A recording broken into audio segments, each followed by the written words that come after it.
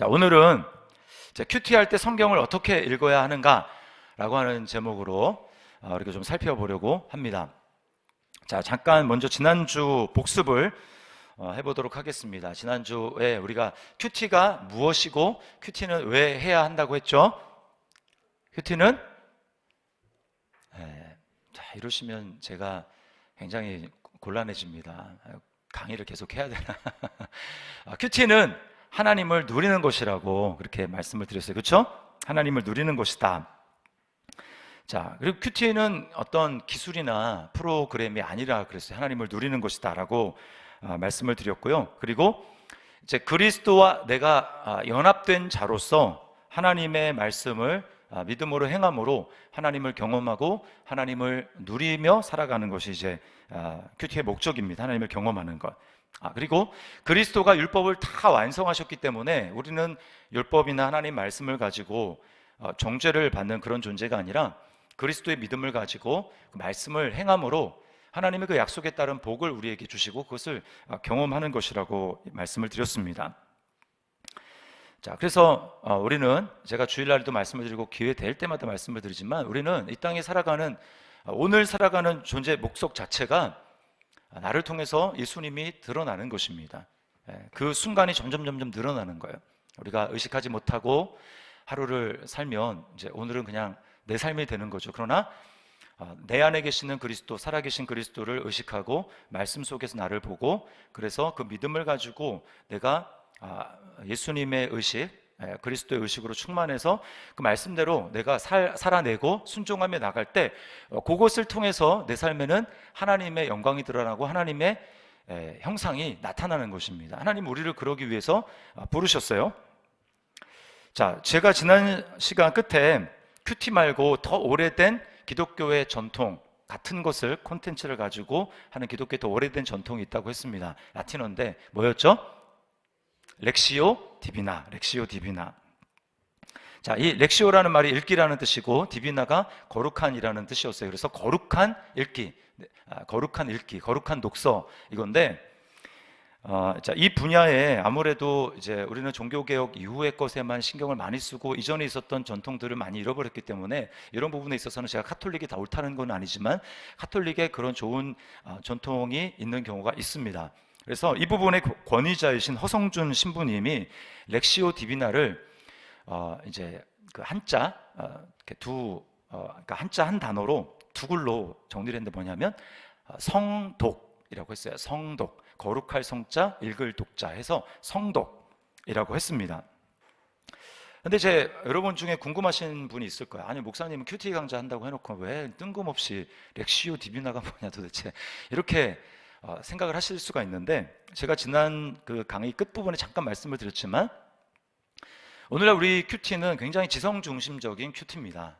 그래서 굉장히 이렇게 약간 좀 잘못하면 공부로 좀 빠질 수 있고, 그래서 하나님을 누리기보다 오늘 내가 이런 지식을 알았어 라고 하는 것으로 끝날 수가 많기 때문에, 근데 원래 우리 큐티는 그런 게 아니었어요. 원래 기독교 전통에 있었던 하나님 말씀 묵상하는 그런 것이 아니었기 때문에 잃어버렸던 것을 우리가 다시 찾고 원래 이런 것이었구나 라고 하는 것을 알고 큐티를 하는 게 참 중요하기 때문에 제가 말씀을 드리는 거예요. 그래서 제가 의도적으로 큐티라는 말도 물론 중간중간에 섞어서 쓰지만 저는 렉시오 디비나 하면 좀 너무 거창하니까 성독, 거룩한 독서 이렇게 바꿔서 말씀을 좀 드리려고 하겠습니다. 자, 첫 번째로 성독은 성경을 하나님의 말씀으로 읽는 것입니다.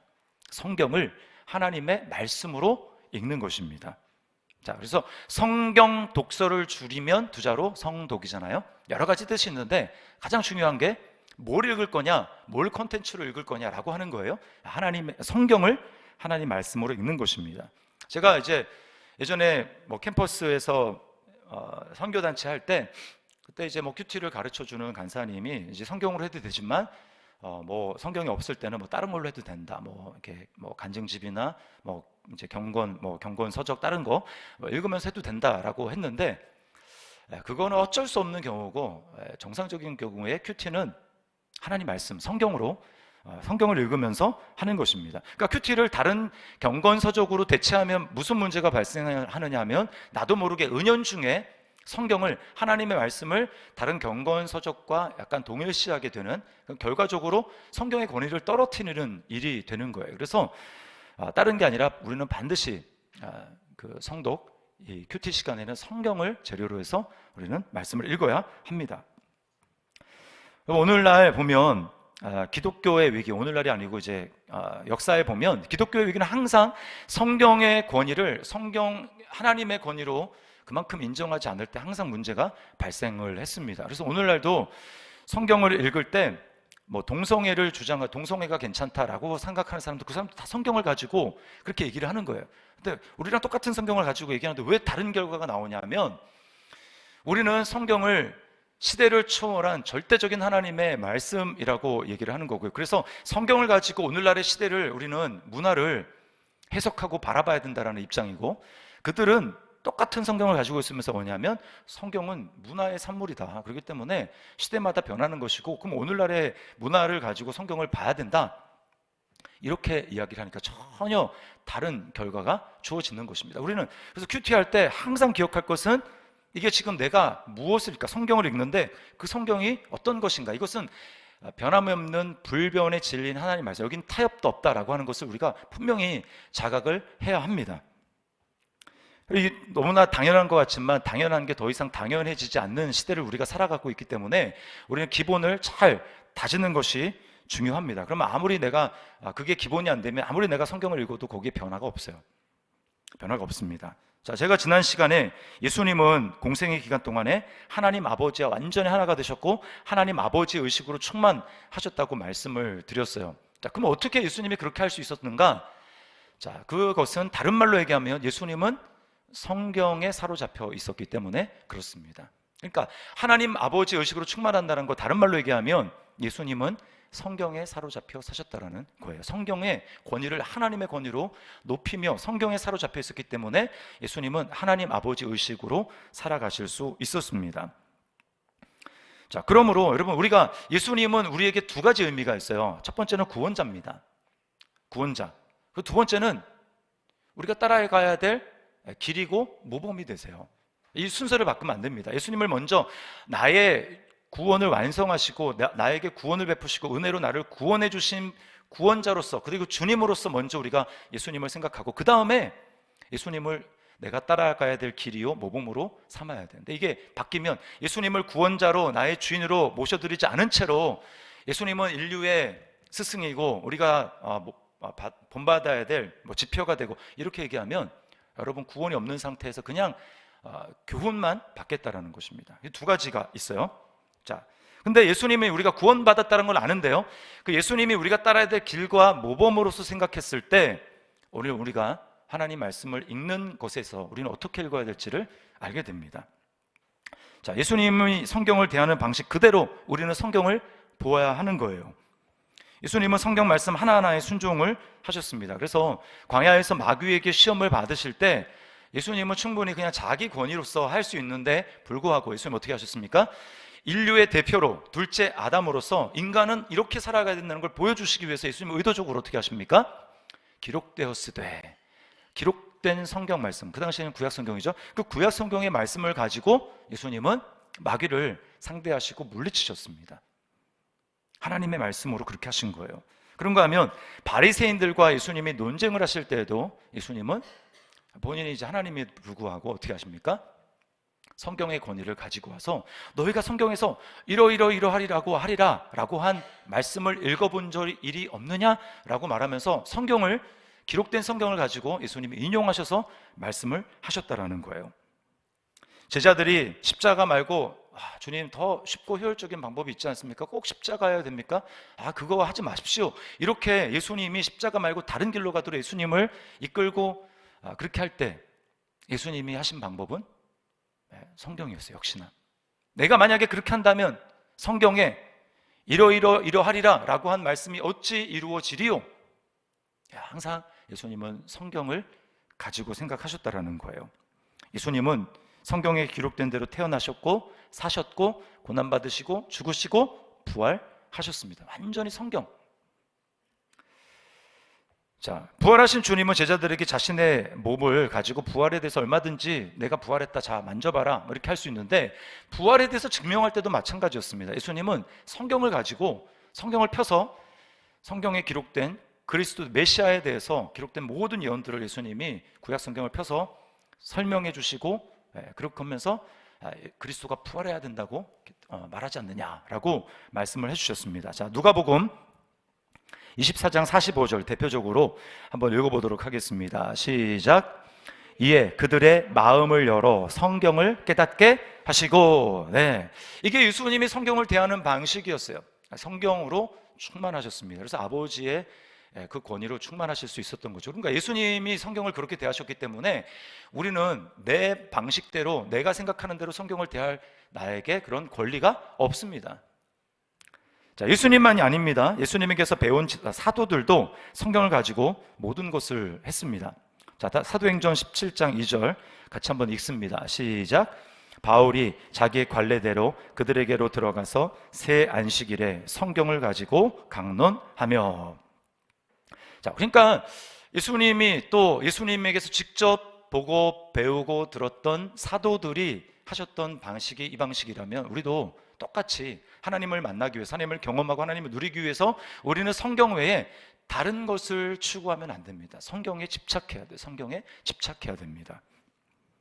성경을 통해서 하나님을, 예수님을, 성령님을 만나야 하는 거예요.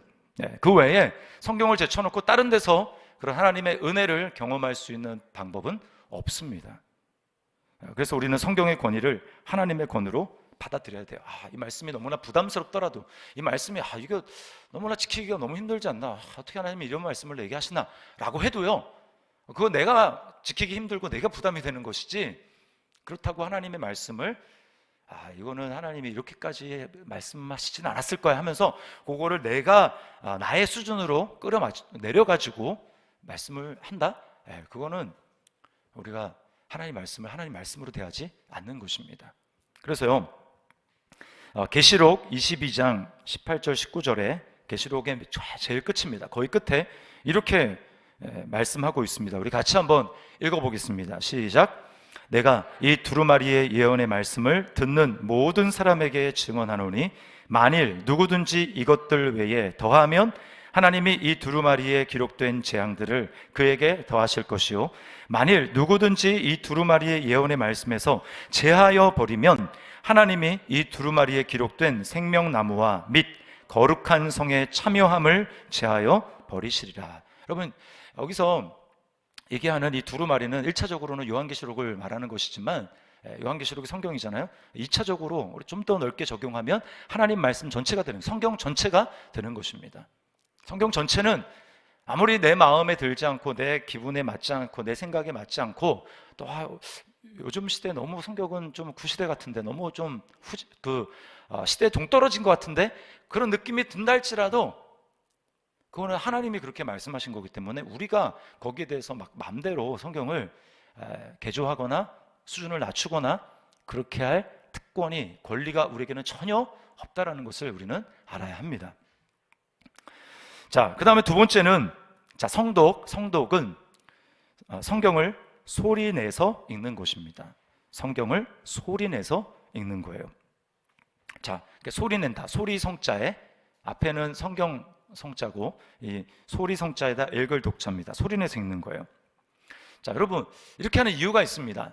다른 세상의 책들은 우리가 얼마든지 빠르게 눈으로 착 이렇게 읽고 그 다음에 읽으면서 비판적인 사고를 가지고 우리가 그 책을 분석하며 읽습니다.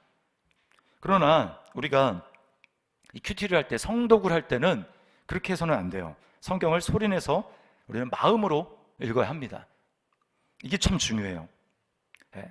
그래서 시편 오늘 읽은 2절 말씀에 보면 뭐라고 합니까? 그의 율법을 주야로 묵상하는도다. 자, 복 있는 사람은 그의 율법을 주야로 묵상하는도다. 여기서 이 묵상한다라고 하는 이 단어가 무슨 뜻이냐면요, 거기 그 성경에 보면 여러분 난회주에 1번이나 2번 돼 있고 그 밑에 보시면 뭐라고 돼 있습니까? 뭐라고 돼 있어요? 작은 소리로 읊조린다, 이렇게 돼 있어요. 작은 소리로. 그러니까 소리를 내서 중얼중얼 하면서 읽는 거예요. 이게 구약에 개인적으로 읽을 때는 이제 이렇게 읽었고, 이제 모였을 때는 어떻게 하느냐? 모였을 때는 누군가 앞에서 큰 소리로 성경을 낭독하는 것이고, 그리고 나머지 사람들은 그걸 듣는 거예요. 나머지 사람들이 듣는 것입니다. 그것은 신약에도 동일했어요. 회당에서 누군가가, 예수님이 이제 누가복음 4장에 보면 그렇게 하셨는데, 회당에 딱 들어가셨습니다. 안식일에 들어가셔가지고 그 책을 보관하고 있는 그 사람에게서, 그때는 우리처럼 66권이 딱 이렇게 좋게 인쇄술이 발달해서 한 권으로 된 게 아니고 이게 두루마리다, 양피지에다가 기록을 했어요. 그러니까 엄청나게 부피가 많습니다. 그러니까 뭐 이사야서 66장 같은 경우에는 뭐 그거 이사야서 한꺼번에 다 기록을 할 수가 없어요. 그러니까 끊어서, 양피를 끊어가지고 보관을 합니다. 그러면 그 중에서 이사야 어느 부분을 달라고 예수님이 그렇게 하셔가지고 그걸 읽는 거예요. 이사야 아마 62장인가요? 예수님 1장인가 2장인가 읽으셨어요. 그러면서 그 앞에서 예수님이 그 말씀을 그대로 읽는 것입니다. 그리고는 뭐라고 끝에 하십니까? 오늘 이 말씀이 너희 귀에 응하였느니라, 이렇게 말씀을 하시죠. 그러니까 이 당시에는 성경을 읽는다라고 하면, 모여서 읽는다 그러면 앞에서 크게 낭독을 하고 나머지 사람들은 그것을 하나님의 말씀으로 그냥 듣는 거예요. 혼자 한다 그러면 그 들었던 말씀을 기억하고 암송해서 중얼중얼하면서 그것을 다시금 꺼내서 소리를 내서 읽는 것입니다. 이게 그 당시에 성경을 읽는 방법이었어요. 여러분, 그러니까 왜 그러면 꼭 이렇게 해야 되는가?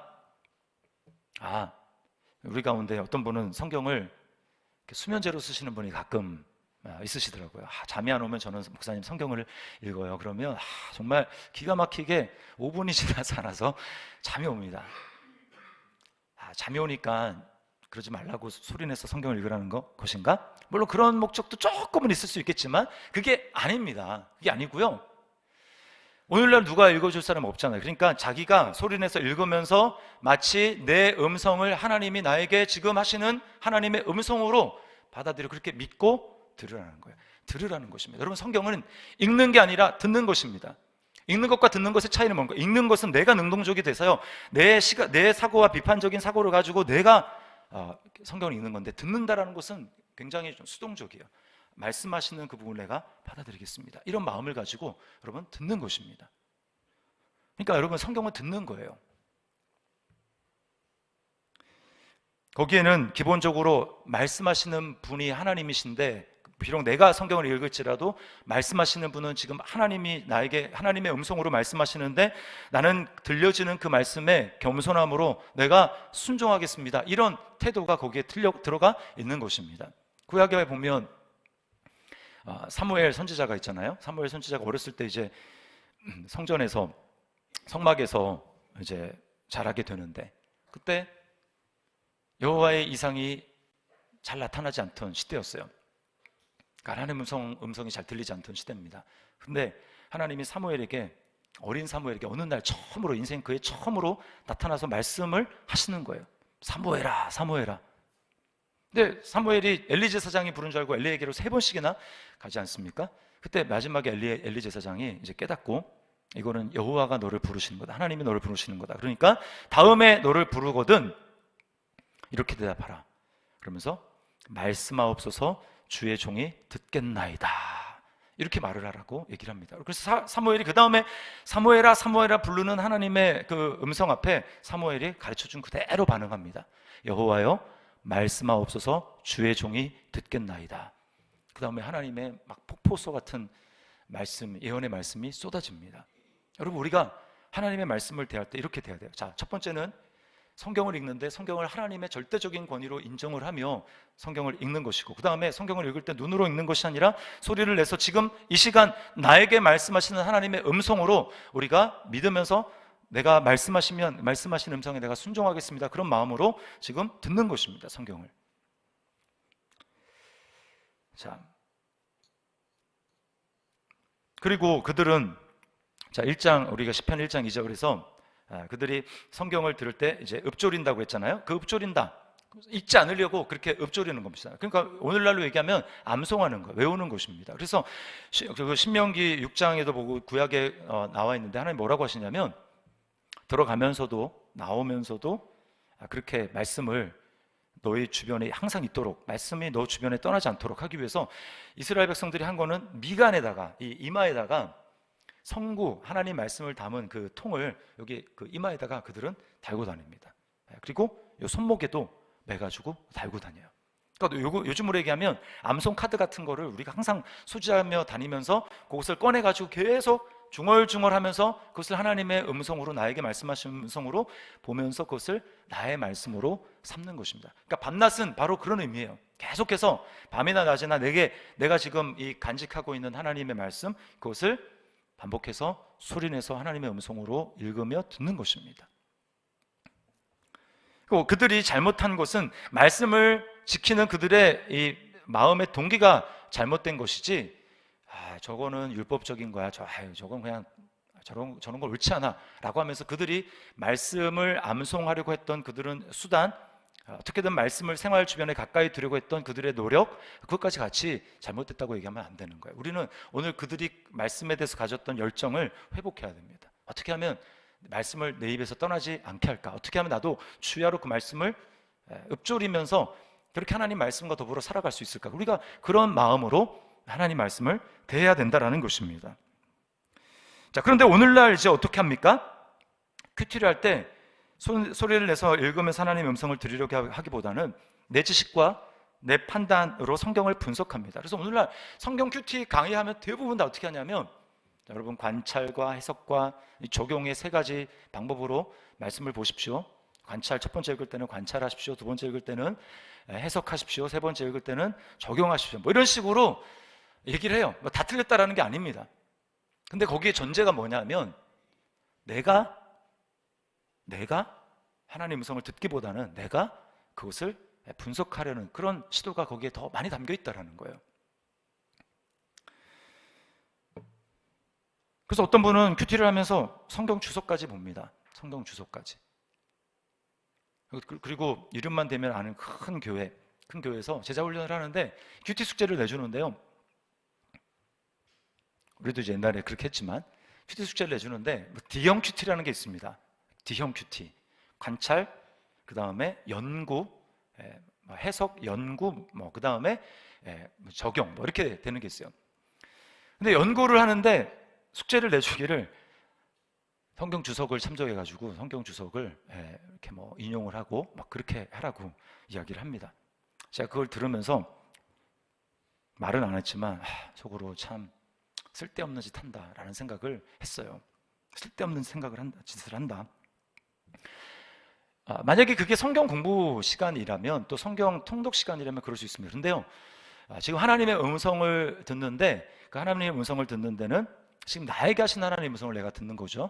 그때는 우리가 성경 주석을 참조하는 것은 도움이 되지 않습니다.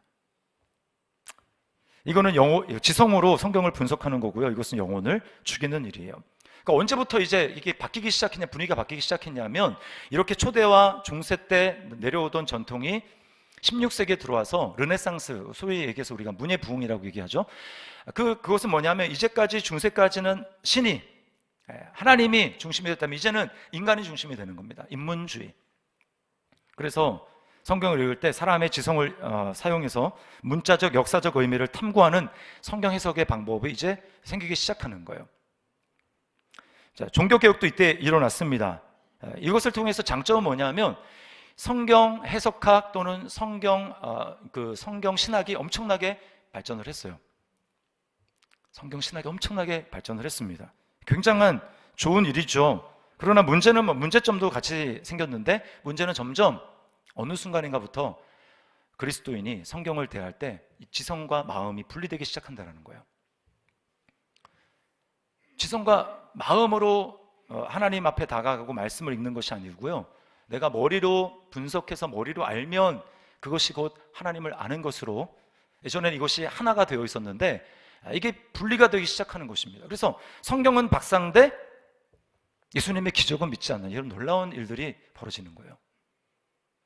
오늘날 신학교가 지금 그런 교육을 하고 있습니다. 참 안타까워요. 저도 신학 교육을 했지만 성경에 대해서는 엄청난 많은 지식을 가지는데요, 그러나 그들이 하나님의 음성을 들을 줄을 모릅니다. 하나님의 인도하심을 받을 줄을 몰라요. 말씀을 가지고. 비극입니다. 이건 비극이에요. 그리고 균형이 필요한 거예요. 그래서 제가 실질적으로 여러분에게 좀 조언을 드리는 말씀은, 물론 이것도 말씀에 대한 열정이 일상에 가능한 것입니다. 성경을 공부하고 통독하는 시간과 이 묵상하는 시간을 분리하라는 거예요. 그래서 묵상하는 시간은 10분이 됐든 아니면 20분이 됐든 30분이 됐든 그것은 내가 하나님의 음성을 듣는 시간으로 삼아야 됩니다. 그건 성경 공부하는 시간이 아니에요. 여러분이 성경을 그럼 잘 모르면 어떻게 합니까? 그것은 여러분이 성경 통독과 성경 공부를 따로 하기는 어려우니까 여러분이 그것을 이제 같이 병행하는 거예요. 성경을 읽으면서 궁금하고 여긴 부분들을 찾아보는 겁니다. 그래서 그 시간에는요, 성경을 통독하고 성경을 공부하는 시간에는 여러분이 성경 사전도 찾아보시고 또 성경 주석도 찾아보시고 그 다음에 거기에 따른 역사적, 문화적 배경과 지식, 이 부분에 대해서 알아가는 것들이 필요합니다. 제가 여러분 거기 요인물에 이제 두 가지 그 사이트를 알려드렸어요. 그래서 그걸 참조하십시오. 근데 이제 모르는데 그냥 넘어가는 것은 성경 읽을 때 옳지 않습니다. 그래서 많이 들었지만 정확하게 뜻을 내가 잘 모른다라고 하면 성경 사전을 여러분이 찾아셔서 이게 이런 뜻이 있구나라고 하는 것을 아셔야 됩니다. 아셔야 돼요. 분명히 아셔야 돼요. 그리고 좀 더 깊은 나는 좀 알았으면 좋겠다라고 하면 거기 들어가셔서 보시면 제 그 주석이 있습니다. 그거를 참조를 하세요. 그래서 이 성경 연구하고 통독하는 것과 큐티는 같이 병행을 해야지, 이런 것 없이 그냥 큐티 시간을 성경 공부인지 이게 뭔지 이렇게 하게 되면 우리는 하나님의 음성을 듣지 못하고 계속적으로 머리만 커져가는, 그래서 말씀의 삶 가운데 누려지거나 사라지지 않는 그런 삶을 살아갈 수밖에 없다라는 것입니다. 그리고 또 그런가 하면 제대로 연구도 안 해요. 그러니까 성경은 성경대로 모르고 또 하나님은 하나님의 음성대로 듣지도 못하고 정말 성경에 대해서 무지한 그리스도인이 된다라는 거예요. 자, 그리고 그것도 잘 모르겠다라고 하면 교육자 있잖아요. 교육자들한테 물어보십시오. 교육자는 신학을 한 사람들이기 때문에요, 다 안다라는 게 아니고 여러분보다 훨씬 더 웨어 어디 있는지 알고, 그래서 노하우 어떻게 해야 되는지 알고, 그래서 금방 접근해서 그 답을 찾기가 훨씬 더 수월합니다. 자, 제가 여러분에게 권면하는 것은, 또 하나 권면하고 싶은 것은, 성경을 여러분만의 성경을 만들어서 그 종합 성경으로 좀 가지고 있었으면 좋겠다라는 거예요. 요즘에는 너무나 편리한 시대가 돼가지고요, 성경을 잘 안 가지는 거예요. 오늘 자기 성경 가지고 오신 분 손 들어보세요. 꽤 있으시네요. 여러분이 좀 평생 볼 수 있는 성경을 좀 만드시면 좋겠습니다. 성경은 좀 큰 거예요. 왜냐하면 좀 지나면 노안이 와서 이제 안 보여요. 거 있잖아요. 그러니까 좀 큰 글자로 만드시고 여백이 있는 성경을 사셔서, 그러니까 설교 시간 이럴 때 그냥 흘려 듣지 마시고요, 거기다가 새롭게 알게 된 지식 같은 걸 기록을 하세요. 기록을. 그 다음에 주석을 찾으면서 언제 맨날 그걸 찾고 있겠습니까? 그런 부분을 기록을 하십시오. 거기다가. 그래서 나만의 성경, 손때 묻은 성경, 그리고 거기 여기저기 막 써 있는 성경. 저는 이제 지금이야 이제 그렇게 안 하는데요, 예전에만 해도 제 성경은, 저희 아버지는 더 할 말이 없고, 성경 곳곳에 형광펜, 그 다음에 글씨 다 써 있습니다. 요한계시록 같은 경우 읽으면서 정리해가면서 표도 그리고, 주석에 다 있죠. 그러나 내가 읽으면서 내가 정리한 건 또 다르는 거예요. 그래서 여러분의 손때가 묻은 성경을 만드십시오. 저는 못하겠습니다. 저는 어깨가 아파가지고 무거운 성경 못 들고 다닙니다 라고 하시는 분들도 있을 수가 있는데, 그런 분은 요즘에 가피풀에서 나온 또 성경 좋은 거 있는데, 거기는 기록을 또 이거 하실 수가 있습니다. 관주도 되어 있으니까 참조하시고, 더 구체적으로 알고 싶은 분은 나중에 저를 찾아와서 물으시기를 바랍니다.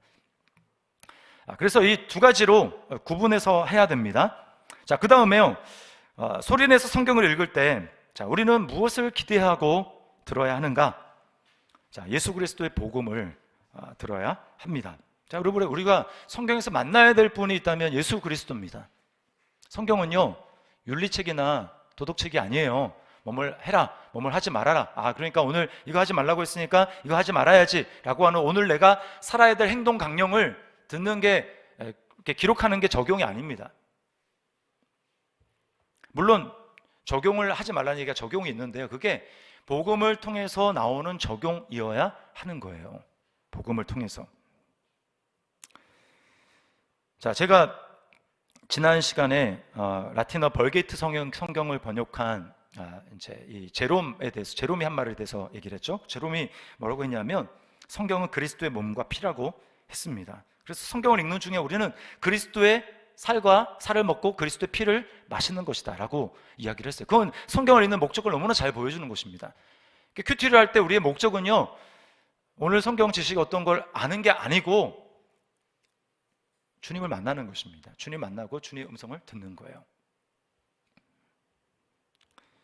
그래서 그리스도와 연합된 것을 경험해야 합니다. 그리스도 연합됨을. 그리고 그리스도와 연합된 내가 그 말씀을 오늘 어떻게 예수님과 연합된 믿음을 가지고 내가 살아낼 것인가 라고 하는 것으로 말씀을 묵상해야 한다라는 거예요. 자, 오늘 예수님이 하신 요한복음 5장 39절 말씀을 다시 한번 읽겠습니다. 시작. 너희가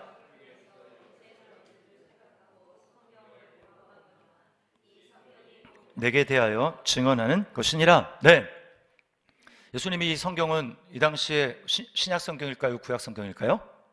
네. 일단은 신약이 없었어요. 구약입니다. 그러니까 구약을 읽을 때 예수님이 없는데도 불구하고 예수님 뭐라고 말씀하세요?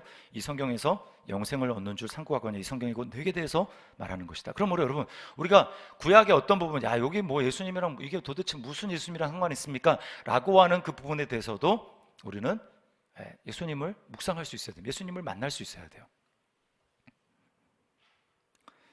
자, 제가 계속해서 말씀을 드렸죠. 우리 그리스도인이잖아요. 우리는 그리스도인. 구약의 성도들은 그리스도인이라는 호칭 자체를 받지 못했지만 이제 우리가 신약시대를 살아가는 저와 여러분에게 아주 영광스러운 호칭이 있는데 그건 뭐냐면 그리스도인이에요. 믿습니까? 그럼 그리스도인이 뭡니까? 그리스도인은 내가 죽고 예수 그리스도가 내 안에 사시는 사람이 그리스도인입니다. 내가 사는 사람은 그리스도인이 아니에요. 예수님과 함께 나의 옛 자아가 십자가에 못 박히고 이제는 내가 예수 안에 있는 나의 새 자아로 그것에 대한 믿음을 가지고 살아가는 사람, 이 사람이 그리스도인이에요. 그리스도인. 그럼 그리스도인은 어떻게 삽니까? 갈라디아서 2장 20절에 내가 사는 것이 아니요 내 안에 그리스도께서 사시니까 이제 내가 육체 가운데 사는 것은 어떻게 살아야 돼요? 하나님의 아들을 믿는 믿음으로 믿음 안에서 사는 것이라. 그리고 그 하나님의 아들을 믿는 믿음은 제가 옛날에 킹제임스 버전 말씀을 드렸죠. 하나님의 아들을 믿는 믿음은 하나님의 아들의 믿음이에요. 하나님의 아들의 믿음. 하나님의 아들의 믿음, 그 믿음을 나의 믿음으로 삼아서 살아가는 삶인 것입니다. 그러니까 우리가 말씀을 볼 때 우리는 거기서 하나님의 음성을 듣지만 하나님의 어떤 음성입니까? 그리스도에게 말씀하신, 그리스도를 통해서 우리에게 말씀하신 그 하나님의 복음의 음성을 우리가 들어야 하는 거예요. 그럴 때 믿음이 생기는 것입니다. 로마서 10장 17절 말씀 우리 같이 한번 읽겠습니다. 시작. 그러므로 믿음은 들음에서 나며 들음은 그리스도의 말씀으로 말미암았느니라. 네. 그러니까 날마다 복음, 내가 그리스도 안에 있는 나의 신분을 자각하지 않으면 우리는 성경을요 내가 행해야 될 어떤 율법으로 받아들이게 됩니다. 거기서는 전혀 그리스도가 나타나지 않아요. 거기서 나의 믿음이랑 상관이 없어요. 나의 행위가 나타날 뿐입니다. 자, 그래서 제가 예를 들어보면 오늘 아침 제가 이 큐티 강의안을 다 마련해 놓고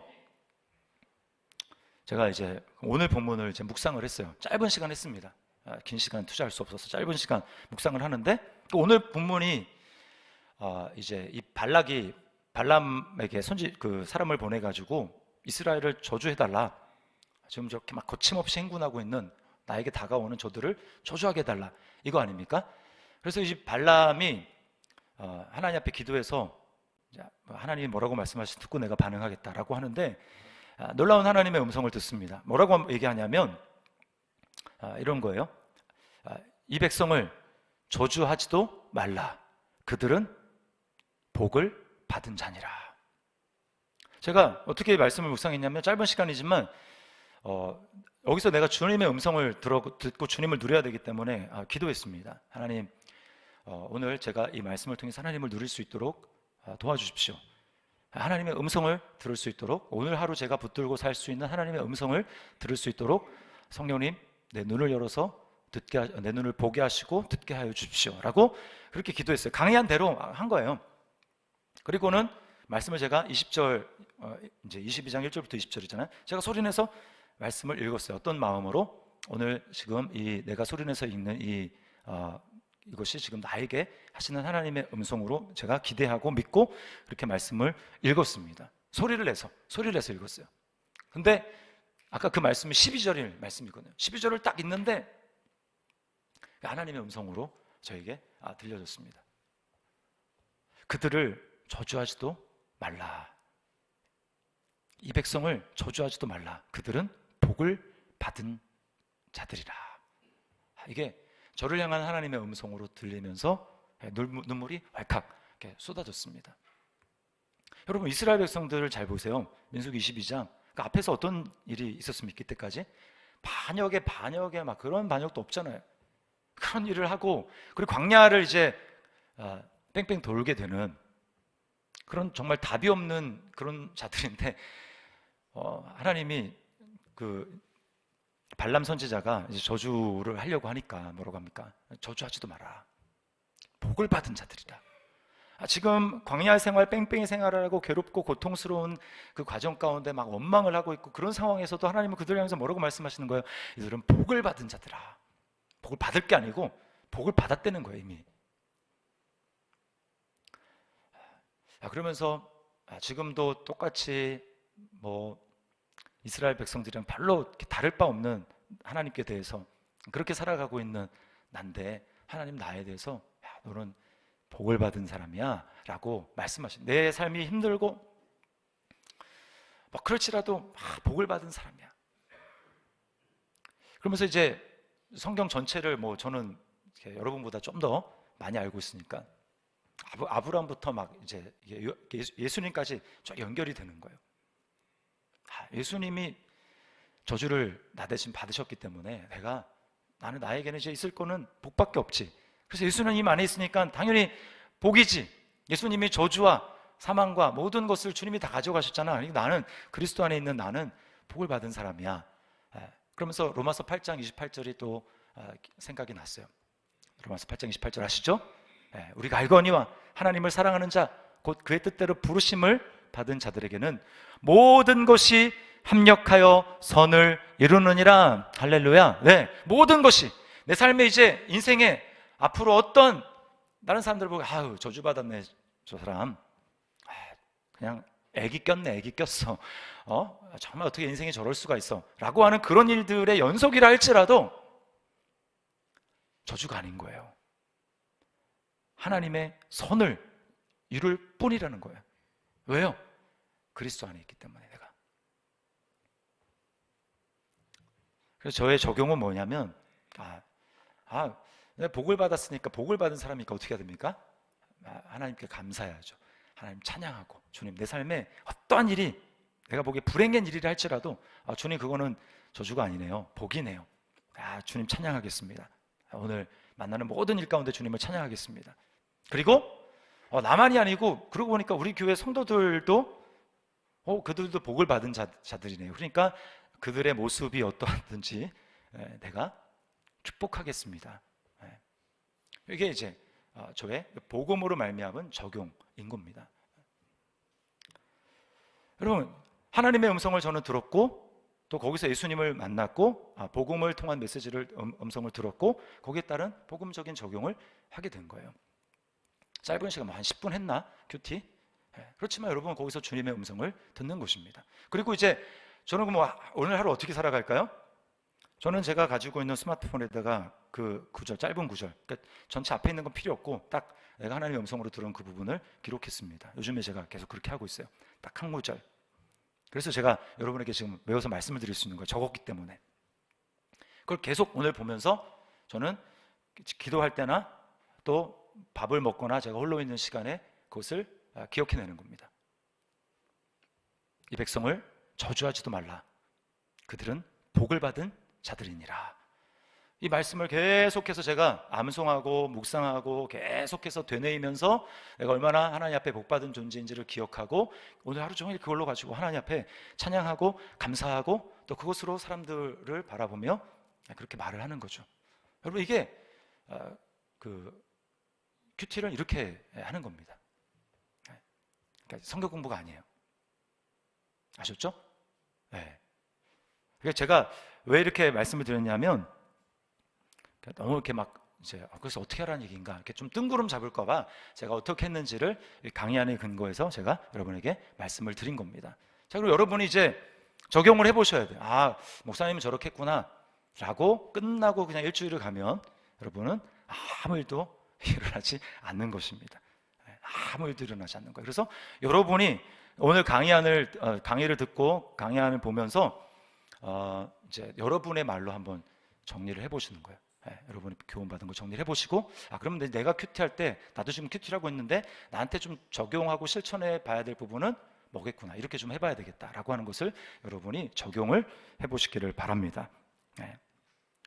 자, 그럼 다음 시간에는 제가 어떻게 그리스도를 구체적으로 성경을 읽으면서 발견할 수 있는지 여러분에게 좀 말씀을 드리려고 합니다. 자, 이 시간 우리 찬양하도록 하겠습니다. 찬양.